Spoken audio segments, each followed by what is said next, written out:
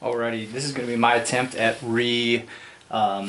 surfacing the interior of the burnt out foundry here, and I got to get out all this old coal and crack down some of the side that's starting to peel on me.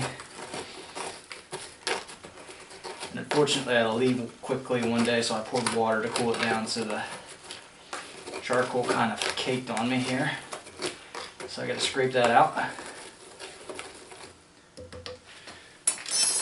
And I will dump this here.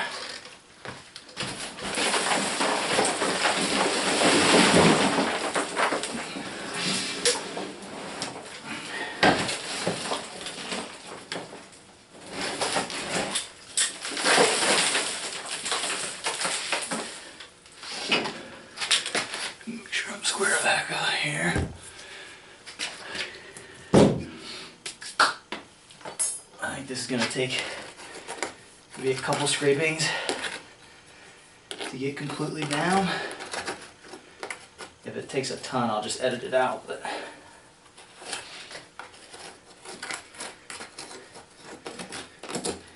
and right now I'm still just a coal briquettes, charcoal briquettes. Yeah, I'm scraping those out. Actually, the walls aren't nearly as bad as I thought. I actually might do it here. Here's actually a piece of burnt or melted metal right there. I don't know if you can see that. Must have fell down in there. Let me scrape this side here. I think we'll be down to the walls. Unfortunately, it's going to be hard for you to see anything in there, but I'm just going down to the bottom there. I'll do one last dump out here, or hopefully one last dump out.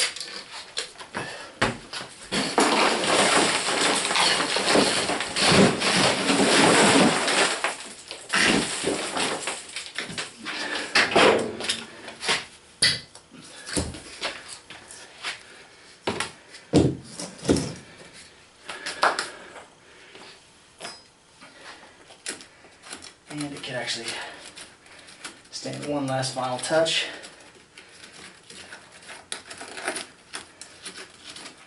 And this should be the last one. And so what's a little odd about this foundry is about halfway up I used refractory cement with perlite in about a 50-50 mix.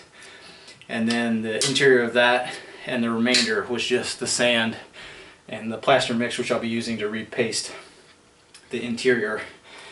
And it looks like, actually, if anything failed the most, it was down where the refractory cement was. Granted, that's where it's going to get the hottest, but I'll probably have to build up some of that.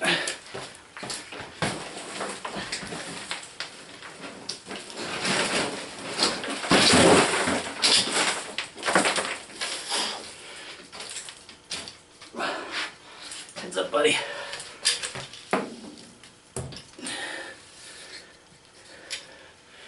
And there's Griff. Come on, Griff.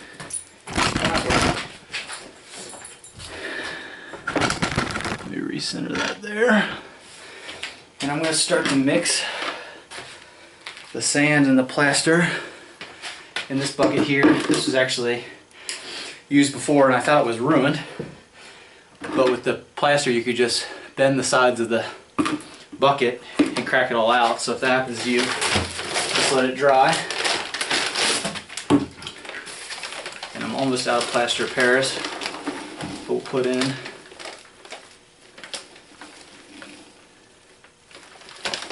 about 2 cups, or no, that's way more than 2 cups,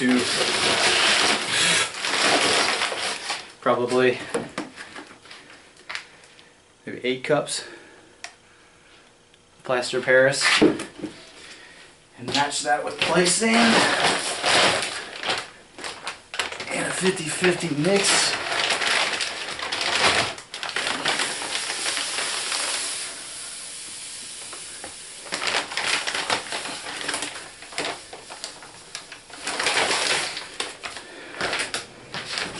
I might have gone a little heavy-handed on the play sand, but I actually did that on the original mix. And we were fine. Get those mixed together.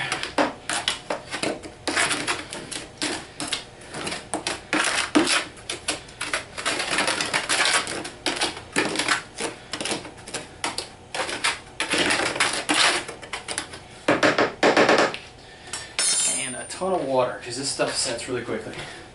Come on, Griff. Good boy.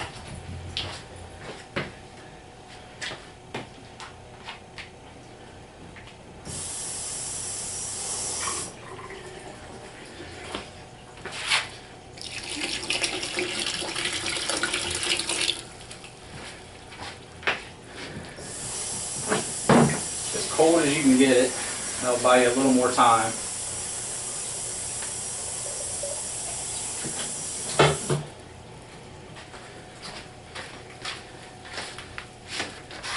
It's going to get real soupy here, but it will set remarkably quickly.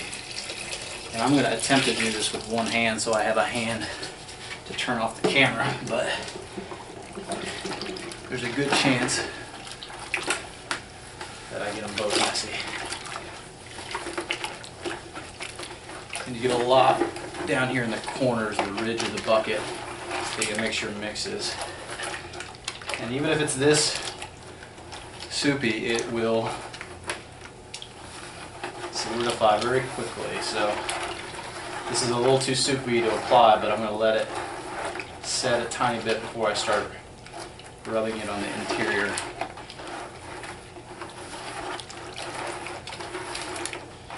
The only problem is once you start feeling it happening, it's almost too late.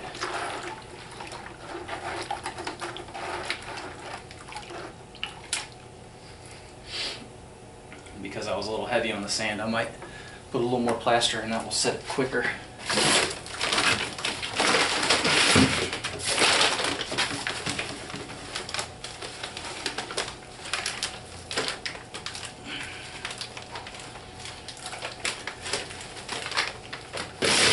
It's like the flour in the gravy though. If you put too much flour in, like I might have just right there, it's going to set real quick on you.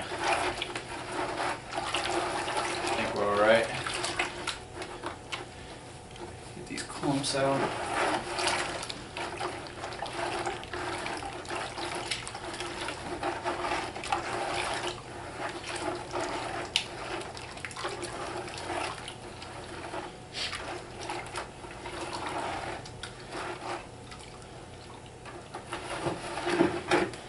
We got a little while here. I use really cold water.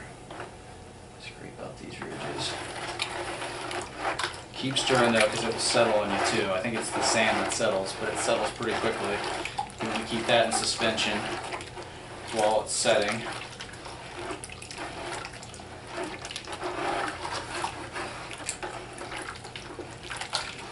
I can feel it thickening up here. Keep stirring it. Make sure the sand doesn't settle.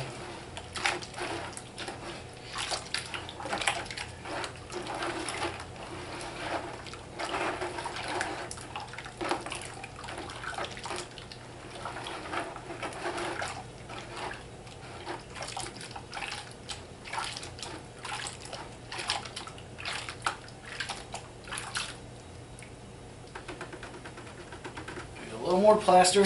Guess I was wrong on that.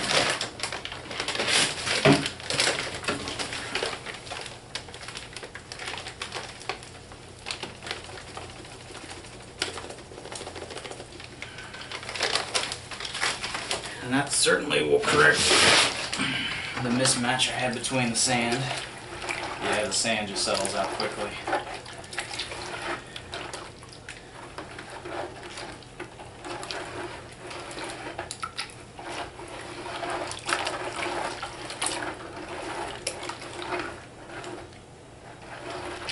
It's gelling up here real quick now with that last batch.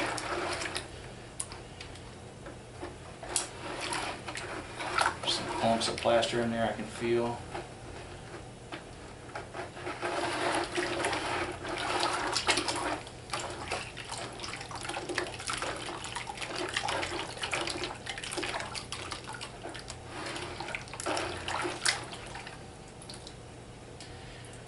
Let it settle here.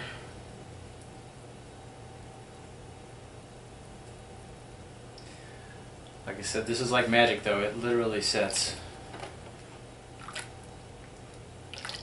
before your eyes. It's such a strange reaction. It's thickening. And if I was building it, I would probably just put this in at this consistency because it sets so quickly. But since I'm patching it and I want to have enough kind of grab to pull it up the sides of the walls, I'm going to let it set just a little bit more, and then I think I'm going to just pour the whole thing in there and start scooping it up the sides. And I'm interested to see with the charcoal residue that's still in there if it's going to grab onto it or not. That could be a problem, but we're learning.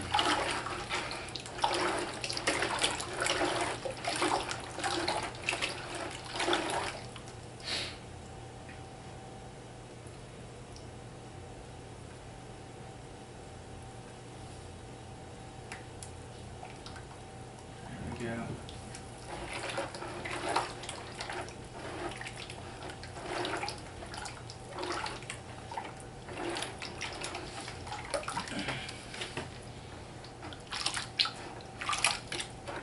It's still real soupy, but keep an eye on it, as it will set on you.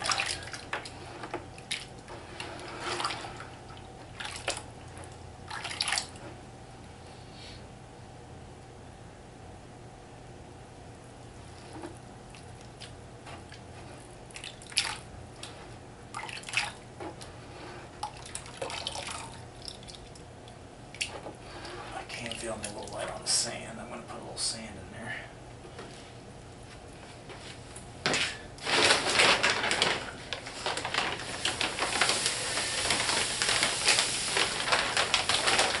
Oopsies. Now I definitely won't put light on the sand.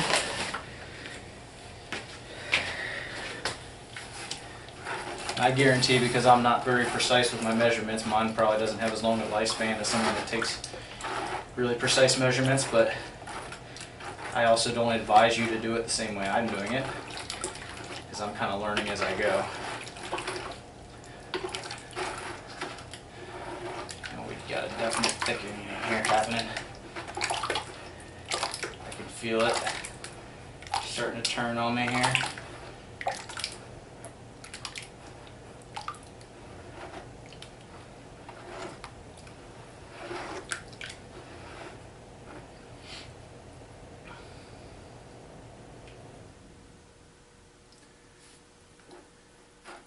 There we go. Almost to where I want to pour it.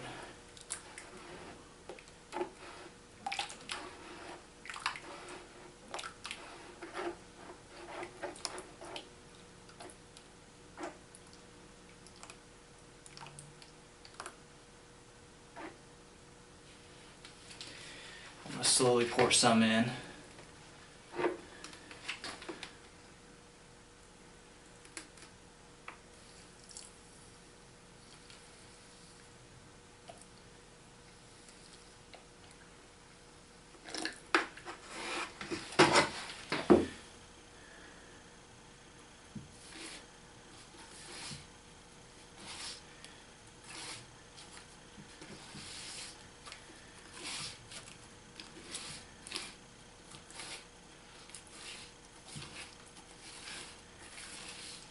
I'm definitely getting coal or charcoal in the mix here.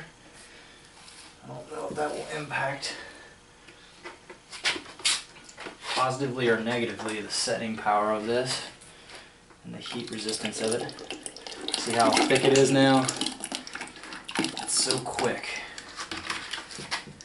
It's incredible how quickly it will set on you. And now that I have less in the bucket, it will set even quicker, which is going to be very difficult to work with.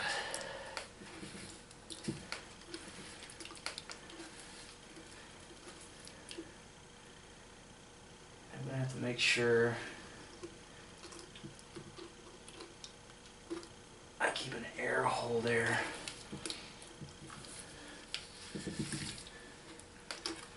In my air intake.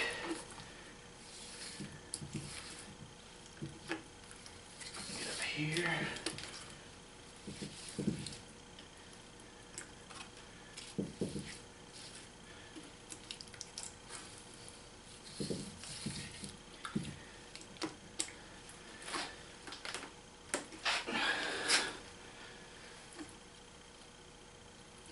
So now I'm concerned that the charcoal went up the air intake. So I'm going to need to find, maybe I can straighten this out.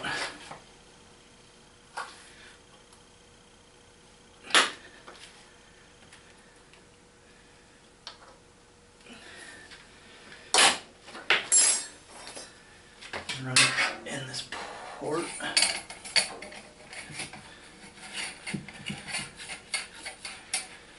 And what I'm doing now is just knocking through the sediment that got into the air hole.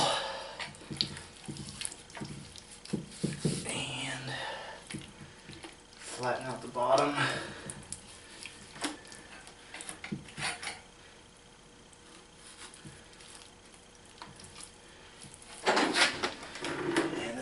Turning into mud. You can see how thick it is now.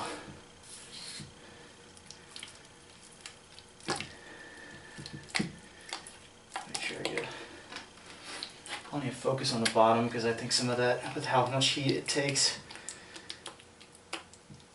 definitely burned away or cracked off.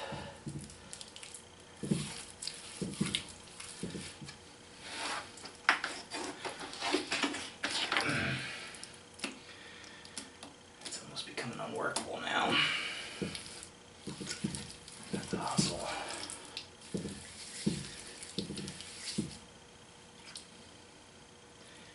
It almost seems like this settled as well. This was almost up to the brim. So I'll make sure to feed that so that the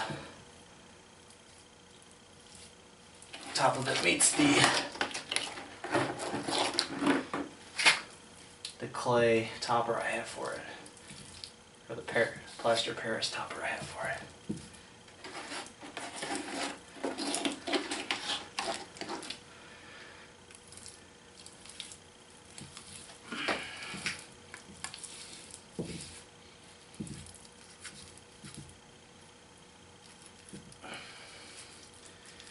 Good air intake clearance.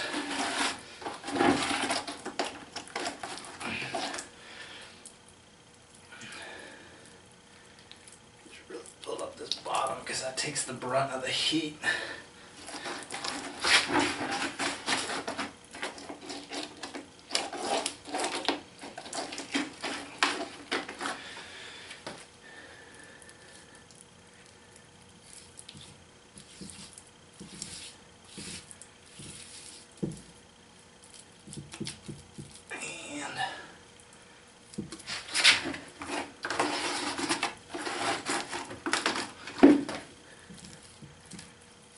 Almost done here.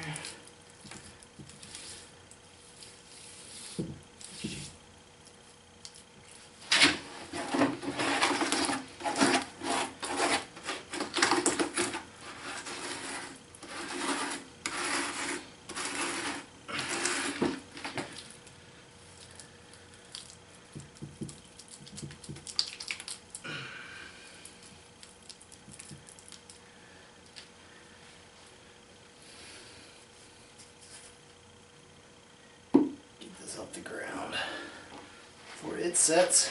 Not that I don't think it's never off, but this is why I wanted to just use one hand so I can turn it off with this. But I'll turn it so everyone can see the interior. So a few more ridges I wanted to clear out here. Hopefully you can see in there. It's all semi-smooth, and the black spot at the bottom is the coal that I pushed, charcoal ash that I pushed through with this metal piece that I was straightening out. So luckily I caught that in time before the plaster set, but we'll see how this takes, and we'll do another burn here shortly and put it up on YouTube.